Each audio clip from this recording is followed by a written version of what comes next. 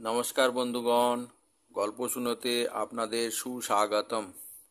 বন্ধুগণ, আজ একটি গোপাল ভাঁড়ের মজার গল্প শোনাবো। গল্পটির নাম বিষদোহন। কোনো এক বদমাইশের লোকের প্ররোচনায় মহারাজ কৃষ্ণচন্দ্র একদিন গোপালকে আদেশ দিলেন, একটা বৃষ দহন করে তার দুধ আমায় কাল এনে দাও। অর্থাৎ একটি ষাঁড়কে দহন করে ষাঁড়ের দুধ মহারাজকে এনে দিতে হবে। গোপাল যত বলে যে বৃষ দহন করে দুধ পাওয়া যেতে পারে না, মহারাজ সে কোথায় কান দিলেন না মোটেই। অগত্যা গোপালকে বেরুতে হলো। গোপালের মতো ধুরন্ধর লোক টো টো করে ঘুরে কোনো উপায় না বের করতে পেরে ক্লান্ত হয়ে বাড়িতে দরজা বন্ধ করে শুয়ে পড়ল। মনে মনে ভাবতে থাকে, কি করে এ যাত্রায় বাঁচা যায়। গোপাল কোনো বুদ্ধি মাথায় আনতে পারল না। গোপালের স্ত্রী স্বামীর এই রকম অস্বাভাবিক আচরণ দেখে বিস্মিত হয়ে এর কারণ জিজ্ঞাসা করলে। গোপাল বলে, মহারাজ আমাকে বৃষ দহন করে দুধ নিয়ে যেতে আদেশ দিয়েছেন। কি যে করি, কোথায় বা যাই, কে আমাকে এ বিপদ থেকে রক্ষা করবে ভেবেই কুলকিনারা কোনো কিছুই পাচ্ছি না। যদি ষাঁড়ের দুধ দিতে না পারি তাহলে গর্দান যাবে।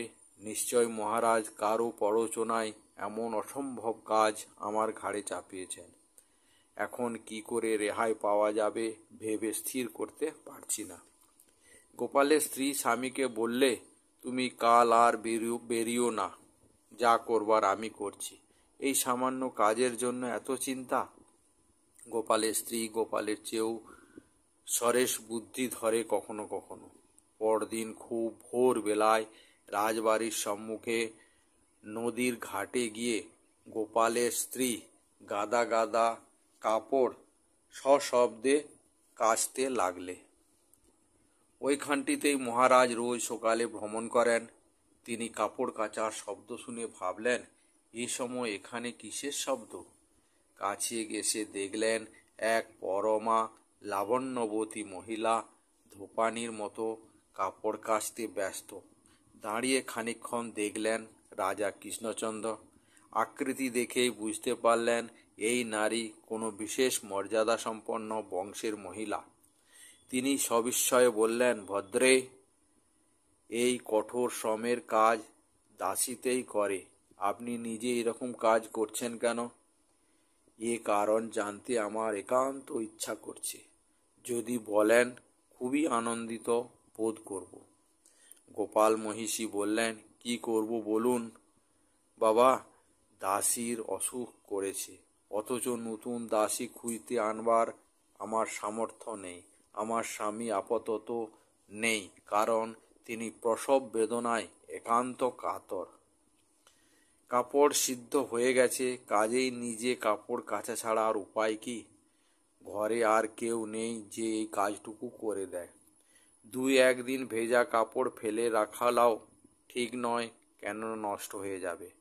মহারাজ অবাক হয়ে প্রশ্ন করলেন, স্বামী প্রসব বেদনায় কাতর? এ কি অসম্ভব কথা বলছেন আপনি? পুরুষেরা কি সন্তান প্রসব করতে পারে? এ আমি আপনার মুখে ছাড়া কোথাও কোনোদিনই দেখা দূরের কথা শুনিও নি। গোপালের স্ত্রী বললেন, কেন হবে না? যে দেশে বৃষ দহন করলে দুধ পাওয়া যায়, সে দেশে পুরুষের পক্ষে সন্তান প্রসব করা কি এতই অসম্ভব?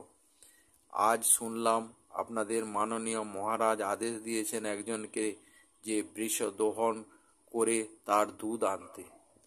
মহারাজ নিজের ভুল বুঝতে পারলেন এবং অনুমান করলেন ইনি গোপালের স্ত্রী। তখন তিনি নিজে গোপালের বাড়ি গিয়ে গোপালকে ডেকে প্রাসাদে নিয়ে গেলেন এবং সুকৌশলে এই ভুল ভাঙানোর জন্য গোপালের স্ত্রীকে বেশ ভালোভাবেই পুরস্কৃত করলেন এবং যার প্ররোচনায় তিনি গোপালকে এই কাজের জন্য বিড়ম্বিত করেছিলেন তাকেও প্রচুর পরিমাণে জরিমানা করলেন।